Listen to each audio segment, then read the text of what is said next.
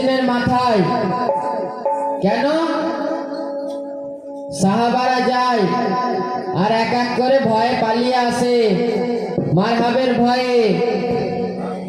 যুদ্ধ জয়ের সম্ভাবনা যেন কমতে আসছে, যেন কমে যাচ্ছে। কিন্তু নবীজি যেটা বলেছেন যে 40 দিনে খাইবার যুদ্ধ জয় করব, নবীজি যখন বলেছেন তা হবেই। নবীজি আলাইহিস সালাম বলেছেন যখন তা হবেই। কি করে?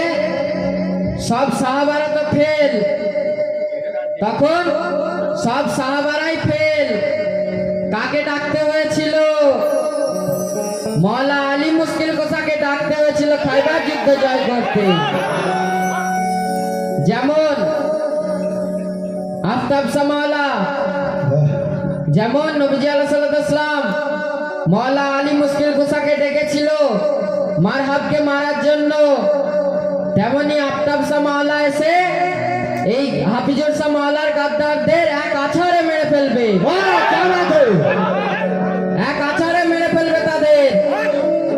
তাই লেখক কি বলছেন শুনুন।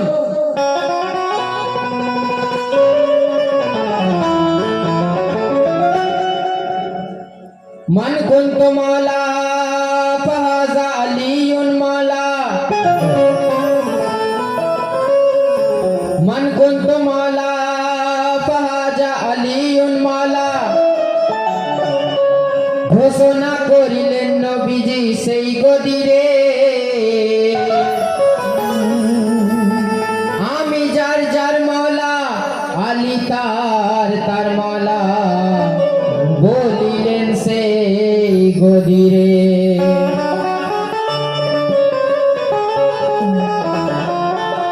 সেদিন সাহাবারা মেনে নিলেও পরে তারা অস্বীকার করে। বনি সকিফাতে মিটিং করে খলিফা প্রথা চালু করে। মওলা আলীকে কষ্ট দিয়ে নিজেদের সরকার আনে, নবীর কথা মানল না যারা ভাই, তারা মুসলমান হবে কেমনে? কে আফতাব সামাওলা ইমাম আজারে,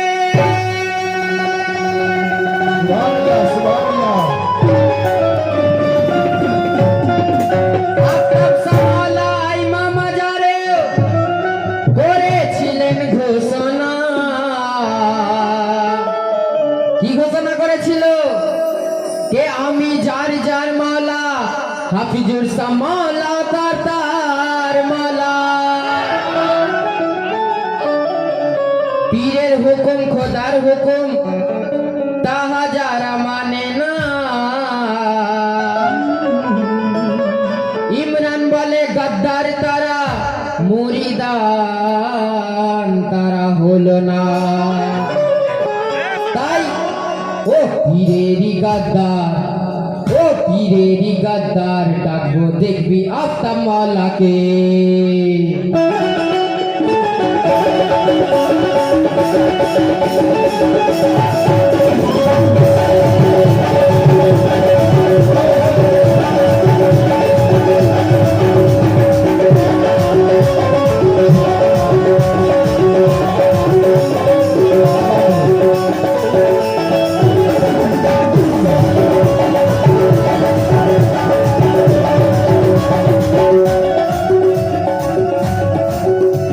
ও পীরেরই গাদ্দার, ডাকবো আফতাব মাওলাকে।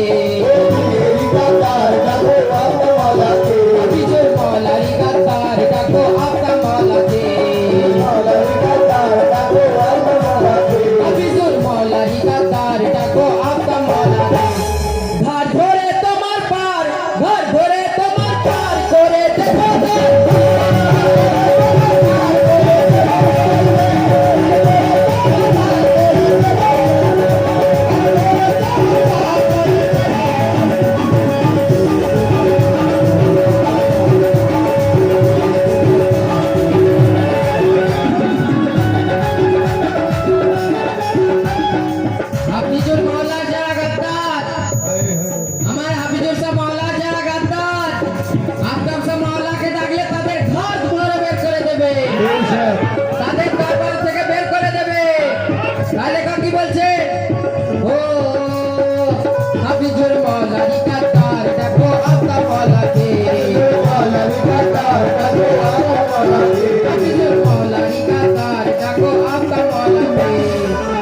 ঘর ধরে তোমার পার, ঘর ধরে তোমার পার করে দেবো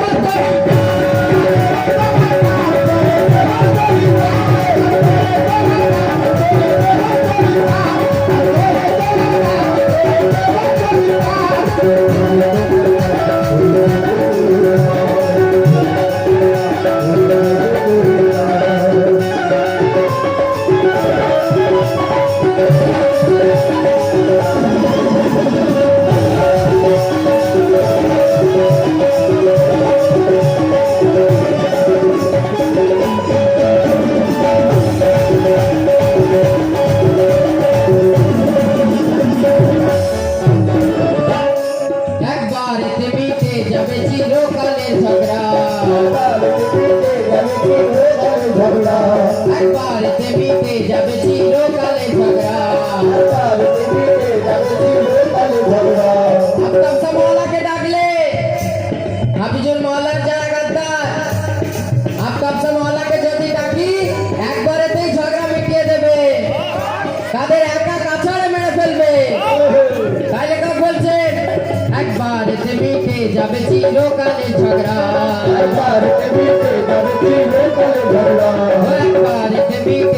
চিরকালে ঝগড়া। এপার থেকে ওপার, এপার থেকে ওপার ডাকবো আফতাব মওলাকে।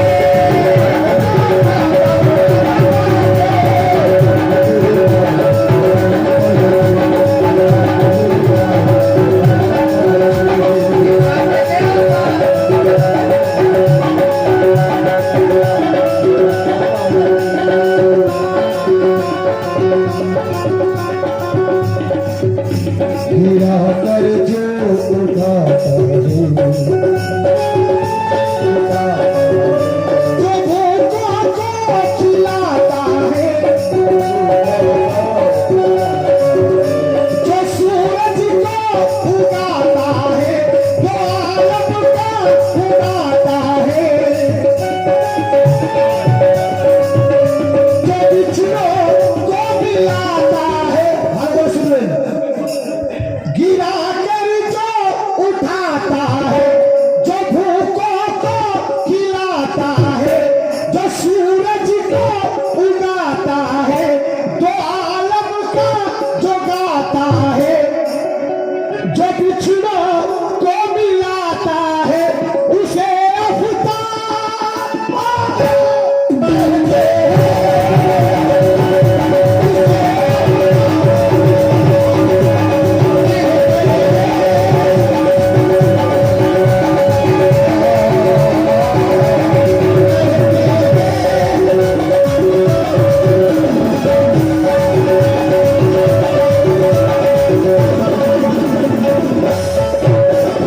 গদির জন্য জান্নাত ছেড়ে গেলি দোজখে, আরে গদির জন্য জান্নাত ছেড়ে গেলি দোজখে। তারাই জান্নাত ছেড়ে দোজখে গেছে গদির জন্য, কিন্তু সেখানে গদি পাবে না। আফতাব মওলাকে ডাকলে তাদের গদি এসে উল্টে দেবে। আর আমরা এখন জান্নাতেই বসে আছি, জান্নাতের মালিক আমাদের বসে আছে। তাদের নসিবে সব নেই, তাদের নসিবে জান্নাত নেই, তাই জন্য তারা দোজখে গেছে। তাই লেখক বলছেন গদির জন্য জান্নাত ছেড়ে গেলি দোজখে,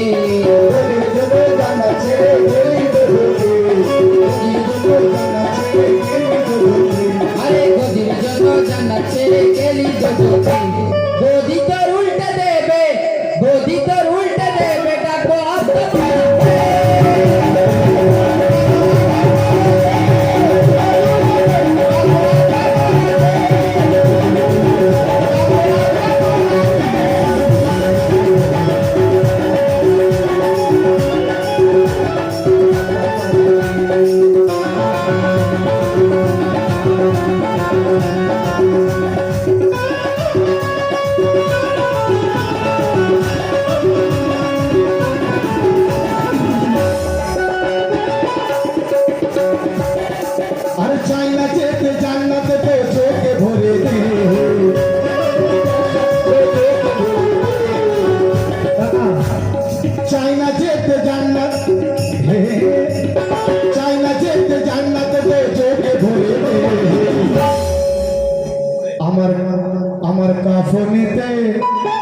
কাফনেতে ওই আমার কাফনেতে আফতাব মওলার নাম লিখে দে।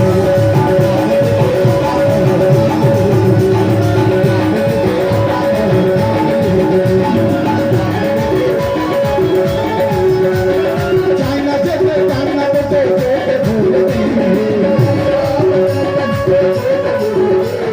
চাইনা যেতে জান্নাতে যেতে ভুলে দিবে। আমার কাফনেতে হাফিজ হোসেন নাম লিখে দে।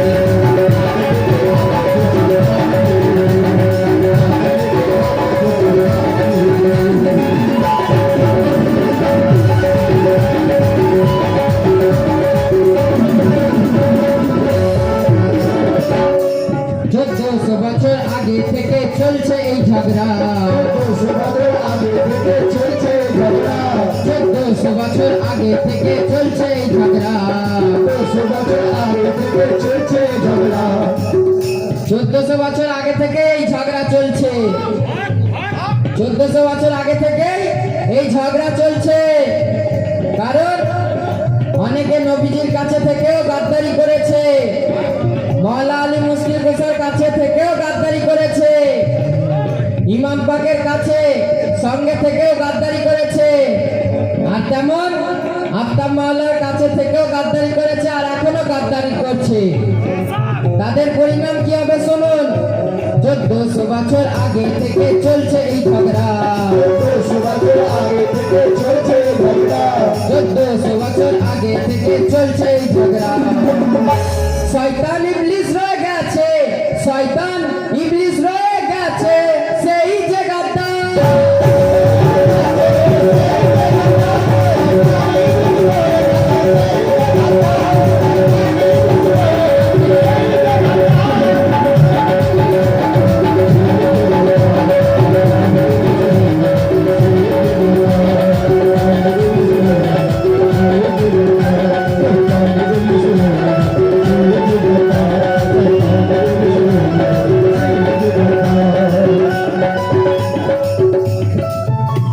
বাবুর কাছে এসে খালি বাবু বাবু করলে কি হবে?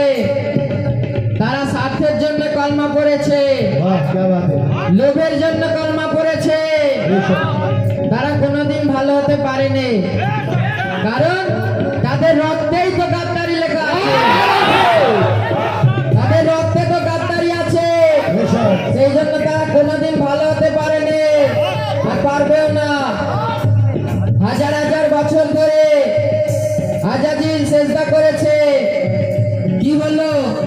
ইবলিসে পরিণত হয়েছে। ফেরেশতাদের সঙ্গে থেকেছে, কিন্তু ফেরেশতা হতে পারেনি।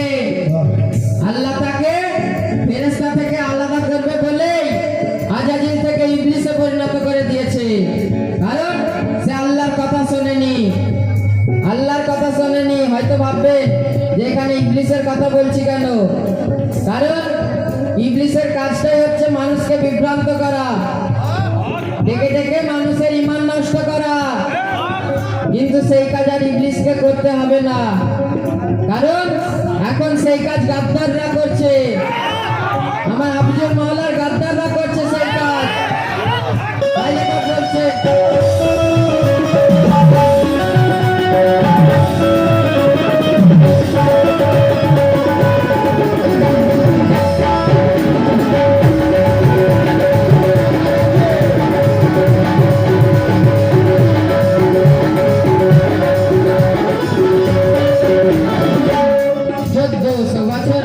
থেকে চলছে এই ঝগড়া,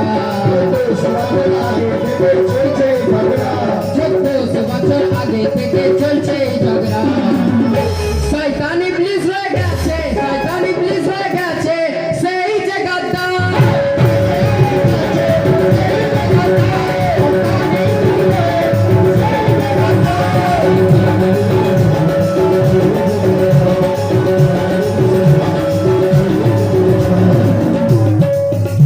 ওরে ও ইবলিস বেঈমানি করিস না তুই আর,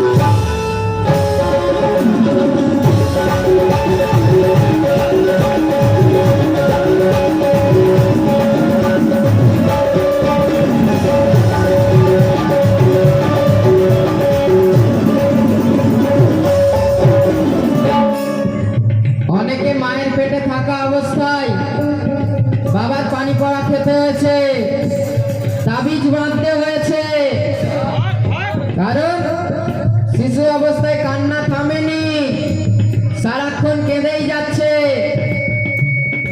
আমাদের পীর মুর্শিদের পানি পড়া খেয়ে তবেই সেই কান্না থেমেছে। আর তাদের কাছে এখন বাবা খারাপ হয়ে গেছে, আমার পীর খারাপ হয়ে গেছে, বদনাম করে বেড়াচ্ছে। তাদের উদ্দেশ্যে এই লাইনটি শুনুন। আরে এখনো গলা টিপে ধরিলে যেত, আরে এখনো গলা টিপে ধরিলে যেত, পড়া পানি বের হবে, পড়া পানি বের হবে আমার হাফিজুল মাওলা।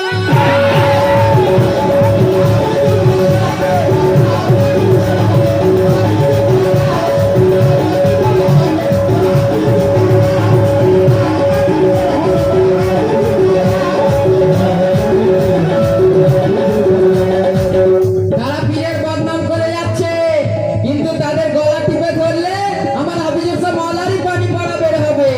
তাই এখন বলছে, আরে এখনো গলা টিপে ধরিলে যেত,